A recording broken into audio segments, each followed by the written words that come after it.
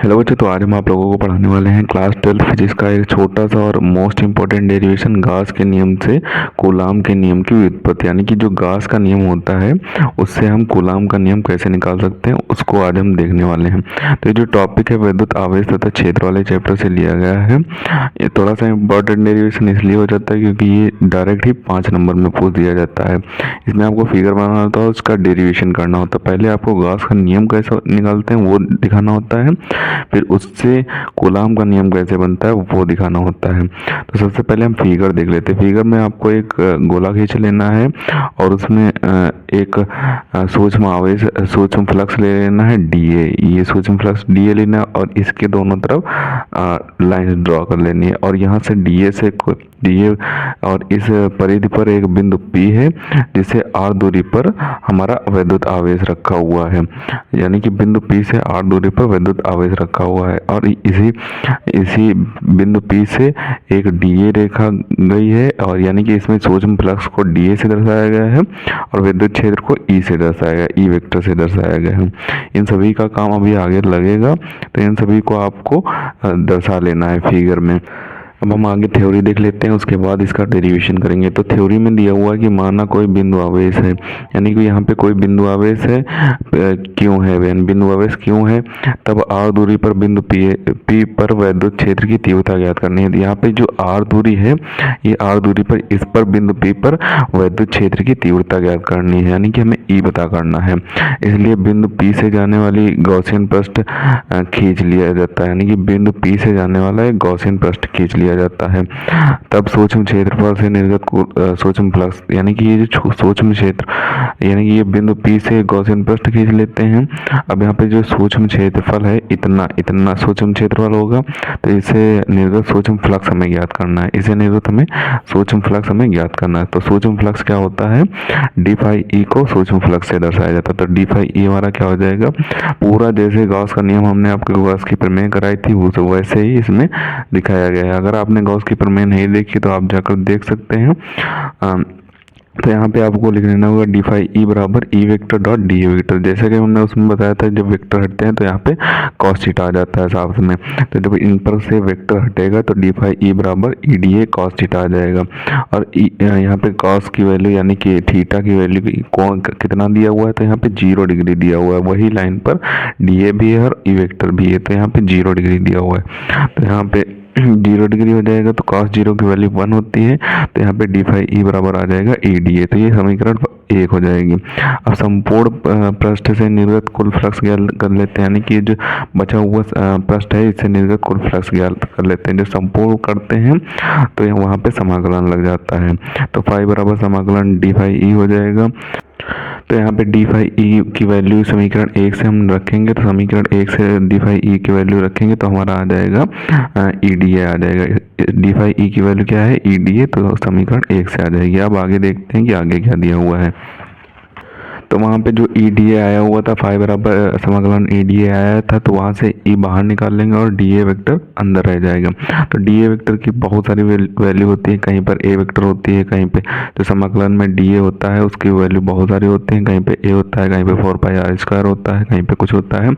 तो यहाँ पे वैल्यू रखी जाएगी 4 पाई आर स्क्वायर वाली, यानी कि डी वेक्टर की वैल्यू 4 पाई आर स्क्वायर वाली रख ली जाएगी। तो यहाँ पे साइड में आप ब्लैक पेन से लिख भी सकते हैं एग्जामिनर को डाउट ना हो इसलिए। तो यहाँ पे आपको उसके बाद लिखना होगा कि गॉस के नियम से निर्गत कुल फ्लक्स, यानी कि इसे समीकरण 2 बनाने के बाद लिखना होगा गॉस के नियम से निर्गत कुल फ्लक्स। तो कुल फ्लक्स के लिए फाई बराबर क्यू पान अपसाइलिन नॉट लिख लेंगे। ये समीकरण आपकी 3 बन जाएगी। अब 3 समीकरण बनने के बाद ये समीकरण 2 और 3 से हमें क्या प्राप्त होता है, तो समीकरण 2 में दिया हुआ है E into 4 pi are square. तो इसे लिख लेते हैं एक तरफ और एक तरफ समीकरण 3 का क्यों अपान अपसाइलिन नॉट लिख लेते हैं, क्योंकि यहाँ पे इस साइड वाला ये लिखा गया और इस साइड वाला ये भी लिखा गया है। तो ये दोनों लिख लेते हैं। इनको लिखने के बाद हमारा क्या प्राप्त हो जाएगा, यहाँ से जो ई है उसको इधर ही रखते हैं और जो 4 पाई आर स्क्वायर है इसको इस तरफ ले आते हैं। तो यहाँ पे हमारा आ जाएगा 1/4 pi epsilon 4 pi are square dot q upon epsilon naught ये आ जाएगा। तो ई का वैल्यू जो हम पूरी तरीके से सही इसको सही फॉर्म में लिखेंगे तो यहाँ पे ये बन के आ जाएगा 1/4 epsilon naught Q upon R square इसके नीचे चला जाएगा और एप्सिलॉन नॉट इसके नीचे आएगा। आप ऐसे भी लिख सकते हैं या फिर इस तरीके से भी बना सकते हैं, क्योंकि फार्मूले बुक में इस फॉर्म में लिखे हुए हैं तो आप इस तरीके से ही बना के लिखना। तो अब ये समीकरण हमारी 4 हो जाएगी, यानी कि ये जो ई बराबर 1/4 epsilon naught Q upon R square ये समीकरण हमारी 4 हो जाएगी। अब हमें मानना होगा कि जो बिंदु पी था वहाँ पे, यानी कि उस गोले के बाहर एक बिंदु पी था, उस पर कोई परीक्षण आवेश क्यू नॉट है, तब वैद्युत बल हमें ज्ञात करना है।